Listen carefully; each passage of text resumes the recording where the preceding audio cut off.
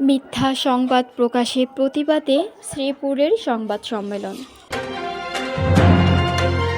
আসসালামু আলাইকুম দর্শক, সকলকে আমন্ত্রণ জানাচ্ছি বিবিআই নিউজ সংবাদে। শ্রীপুর গাজীপুর প্রতিনিধির পাঠানো তথ্যচিত্রে বিস্তারিত নিয়ে সাথে আছি আমি রুনা ইসলাম। গাজীপুরের শ্রীপুরে ষড়যন্ত্রমূলক মিথ্যা তথ্য দিয়ে সংবাদ প্রকাশ করে সম্মানহানির প্রতিবাদে সংবাদ সম্মেলন করে প্রতিবাদ জানিয়েছে ভুক্তভোগী যুবদল নেতা মোহাম্মদ লিয়াকত আলী। শনিবার ৩ মে বেলা ১১টার দিকে পৌর এলাকার মাতখলা নিজ অফিসে যুবদল নেতা লিয়াকত আলী সংবাদ সম্মেলন করে তার বিরুদ্ধে প্রকাশিত সংবাদের প্রতিবাদ জানিয়েছে। সম্মানিত সদস্য, আমি শ্রীপুর বিশ্ববিদ্যালয় ছাত্রলীগের হাতে লাঞ্ছিত হই। 2017 সালে রাজনৈতিক মিথ্যা মামলায় কারাবরণ করি 120 দিন। এই পর্যন্ত আন্দোলন সংগ্রাম সকল সভা মিটিং মিছিলে সক্রিয়ভাবে অংশগ্রহণ করি। বর্তমানে আমি আহ্বায়ক সদস্য শ্রীপুর পৌর যুবদল এবং 5 নং ওয়ার্ড থেকে কাউন্সিলর পদপ্রার্থী হিসেবে আমি নির্বাচন করার জন্য ঘোষণা দিয়েছি। আমার জনপ্রিয়তা ঈর্ষান্বিত হয়ে কিছু মহল বিভিন্ন সামাজিক মাধ্যমে আমার বিরুদ্ধে নানা কুৎসা রটনা করেছে এবং বিভিন্ন প্রকার সংবাদ প্রকাশ করেছে। আমি বিভিন্নভাবে আমার এলাকায় সামাজিক মসজিদ, মাদ্রাসা এবং অসহায় মানুষের মধ্যে বিভিন্ন সহযোগিতার হাত বাড়িয়ে দিয়েছি। বিগত সরকারের আমলে অত্যাচার, নিপীড়ন, জেল জুলুম এবং বাড়িঘর ছাড়া আমি অনেক হেস্তনেস্ত হয়েছি, আত্মীয় স্বজনের কাছে হেস্তনেস্ত হয়েছি, অনেক ক্ষতিগ্রস্ত হয়েছি।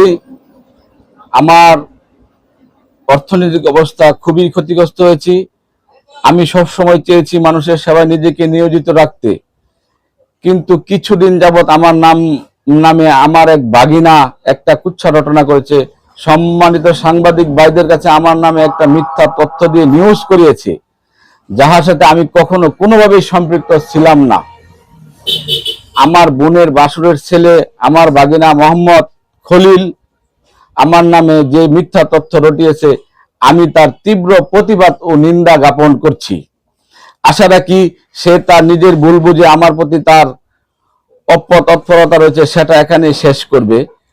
বিগত দিনে সে আওয়ামী লীগের নেতাদের ছত্রছায়ায় বিভিন্ন সুযোগ সুবিধায় এবং আমার অসহায় বোন জামাইয়ের উপর এবং বোনের উপর সে নিপীড়ন নির্যাতন করে এবং আমার বোন জামাইয়ের বাড়ির সামন থেকে সে তার আওয়ামী লীগের প্রেতাত্মা সন্ত্রাস বাহিনী নিয়ে সে অবৈধভাবে তার জমি দখল করে নিয়ে এখনো বসে আছে।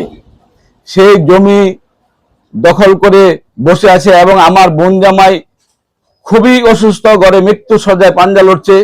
তাদের অত্যাচারে এবং তাদের নিপীড়নে আমার বোন জামাইকে এবং আমার বোনের পরিবারকে এখান থেকে উচ্ছেদ করার জন্য খলিল ও তার বাবা ও মা বিভিন্নভাবে ষড়যন্ত্র চালিয়ে গেছে। তাদেরকে কিভাবে এখান থেকে উচ্ছেদ করে দেয়।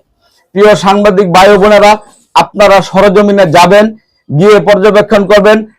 এখানে যদি আমার কোনো একটু সুতা পরিমাণ সম্পৃক্ততা থাকে তাহলে এটার বিচার আমি আপনাদের উপরে দিলাম।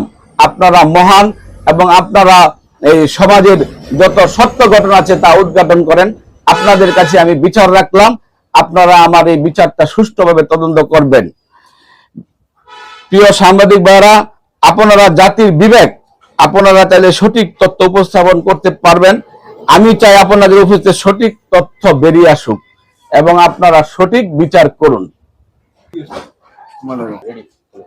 আমি বাংলাদেশ জাতীয়তাবাদী দল বিএনপি রাজনীতি করে আমি মামলা হামলার শিকার হয়েছি এবং কারাবরণ করেছি। এই তার প্রমাণ আপনাদের কাছে উপস্থাপন করলাম। আমার জীবনে কখনো আমার জীবনে কাউকে কোনো প্রকার হেয় প্রতিপন্ন করিনি। আমি নিজে সর্বদা বিএনপির রাজনীতিতে এবং শহীদ প্রেসিডেন্ট জিয়াউর রহমানের আদর্শের রাজনীতিতে আমি যুক্ত ছিলাম, ভবিষ্যতে থাকবো ইনশাল্লাহ। আমার বিরুদ্ধে যারা রচনা করেছে আওয়ামী লীগের পেটাত্তাদা, তাদের বিচার আমি আপনাদের কাছে চাই। উনি যে এই আওয়ামী লীগের লোক ছিল, এরকম কোনো প্রমাণ আপনার কাছে আছে? এই যে ছবি আছে আমার কাছে, এই যে ছবি আছে আমার কাছে, সে আওয়ামী লীগের, এবং সে আওয়ামী লীগের ক্যাডার বাহিনী নিয়ে আমার বোন জামাই এবং আমার বোনকে মারধর করে, এবং সে তার জমি দখল, মানে আমার বোনের জামাইয়ের জমি দখল করে এখনো সে এই বুক করতেছে।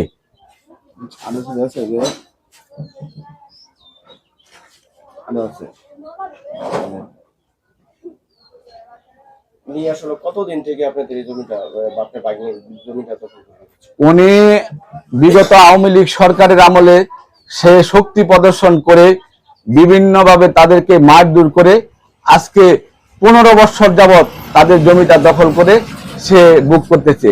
তাদের জমিটা চাইতে গেলেই তাদেরকে মারধর করে এবং তাদেরকে এখান থেকে উচ্ছেদ করার হুমকি দেয়, এবং হুমকি দিয়ে বলে যদি এখান থেকে জমি না সরিয়ে নিস তাহলে তোদেরকে জানে মেরে ফেলবো। আমি আপনাদের কাছে প্রশ্ন রাখছি, আপনারা একটা সঠিক তদন্ত করুন, তদন্ত করে দেখুন কি অবস্থা। আর সে যে আমার নামে মিথ্যা বানোয়ারটা করেছে তার বিচার প্রিয় সাংবাদিক ভাই আপনাদের উপর ন্যস্ত করলাম, আপনারা সঠিক মূল্যায়ন করবেন। প্রিয় সাংবাদিক ভাইয়েরা, আপনাদের মাধ্যমে আমি প্রশাসনের দৃষ্টি আকর্ষণ করছি, প্রশাসন যেন এটার দ্রুত ব্যবস্থা গ্রহণ করে এটাকে আইনের আওতায় আনে, সেই জন্য আপনাদের সহযোগিতা কামনা করছি।